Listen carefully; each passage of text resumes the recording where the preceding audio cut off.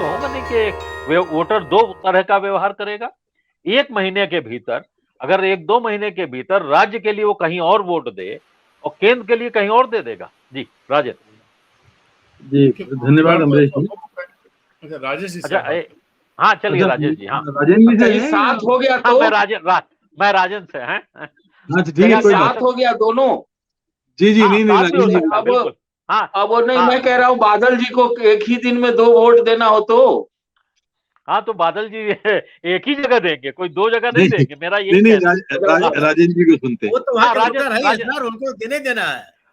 राजेंद्र बोलिए, राजेंद्र। राजेश जी को तो देने देना है, तो दरअसल वोटर है वहां राजेश के। जी राजेश के जी के साथ पास मुझे हमेशा कंफ्यूजन हो जाता है। आप राजेश जी बोलते हैं, मैं राजेंद्र जी अच्छा, सुनता मैं हूं। नहीं, राजेंद्र बोला था, अच्छा, इस बार बोल आपने रहे राजेंद्र हैं। ही बोला था। हाँ, चलिए। जी, जी, जी, बोलिए। दरअसल जो आप बात कह रहे हैं, पिछली बार तो ऐसा हो चुका है कि भाई मध्य प्रदेश में कांग्रेस जीती थी, और जब लोकसभा के चुनाव हुए तो उसमें भारतीय जनता पार्टी ने एक सीट छोड़ करके बाकी सारी सीटें जीत ली।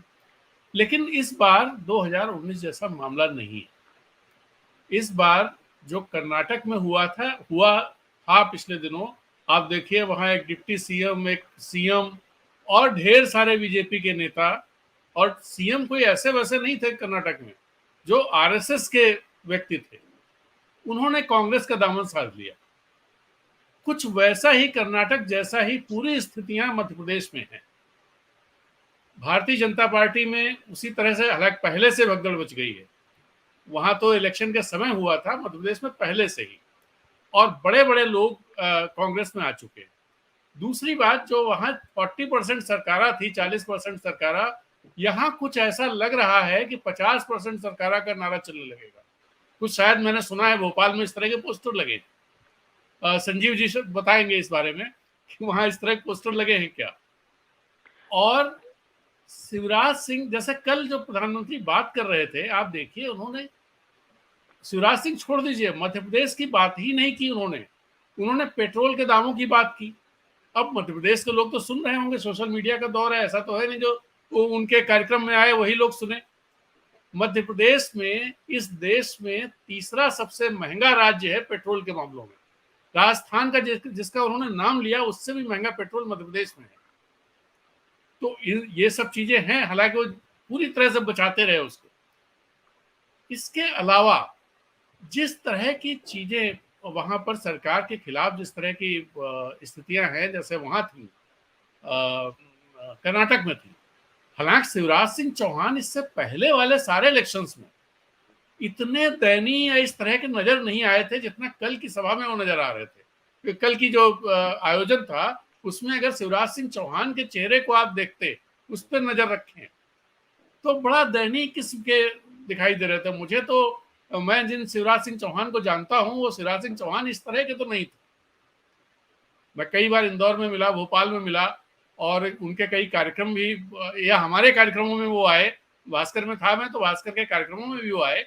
इस तरह से कभी नहीं दिखाई दिए जितना बेचारे वो कल दिखाई दे रहे थे।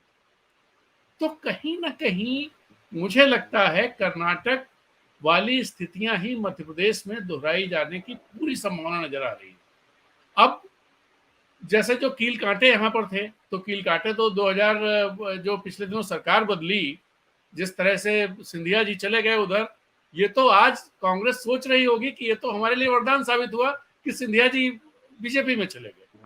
उसका फायदा जो फायदा भारतीय जनता पार्टी जो सोच करके लाई थी, वो भारतीय जनता पार्टी को उसका नुकसान हो रहा है, और कांग्रेस को उसका फायदा हो रहा है। क्योंकि कांग्रेस में कोई ऐसा कील कांटा नहीं है जहां झगड़े वगड़े हो। कमलनाथ जो भी हैं, जैसे भी नेता हैं, उनके सामने कोई इस तरह की चीजें नहीं है। कोई डीके शिवकुमार जैसे पहले हुआ करते थे, उस तरह का डीके शिवकुमार नहीं है वहां पर।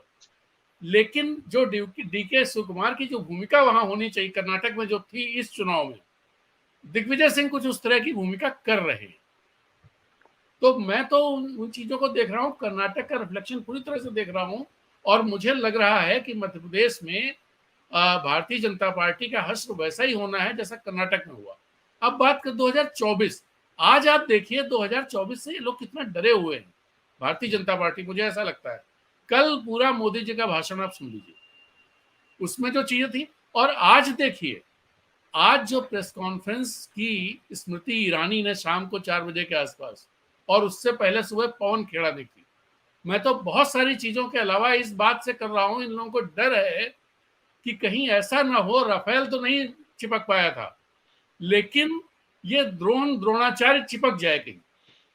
और यही वजह है कि स्मृति ईरानी ने तुरंत राहुल, जो 1 महीने पुरानी बात थी, लगभग 1 महीने पुरानी, और इसको अमित मालवीय पहले ट्वीट कर चुके हैं।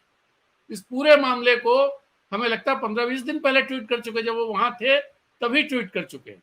आज फिर स्मृति ईरानी ने उसे उठाया, तो वो सब चीजें दिखाई दे रही हैं कि क्या स्थिति भारतीय जनता पार्टी की है इस समय, मध्य प्रदेश के चुनाव को लेकर के भी और देश के चुनाव को लेकर के भी।